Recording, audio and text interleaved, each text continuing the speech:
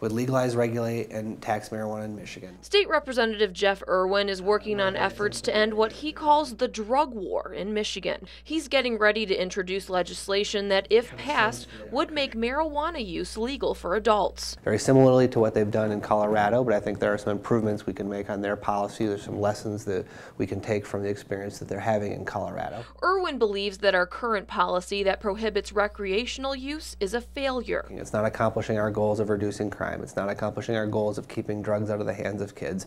In fact, it's driving violent crime on our streets. As part of Irwin's proposal, marijuana use would be regulated like alcohol, and there would also be taxes on it that would go to fund roads, schools, and substance abuse treatment. His legislation would also give local governments some control on the stores that would be selling the product, giving local communities the ability to zone for or against these types of establishments. Matt Marsden is the spokesperson for the Michigan Cannabis Coalition. The group has the same overall goal as Irwin, but is taking a different approach as they try to get their proposal on the 2016 ballot. And when asked the question, do you want to legalize marijuana if it's properly regulated and properly taxed, I think that around 60% of the state would say they do. Under their proposal, a 5-person cannabis control board would be created that Marsden says would function like our current gaming control board and would focus on rules and regulations. 3 of the appointees would come from the governor's office.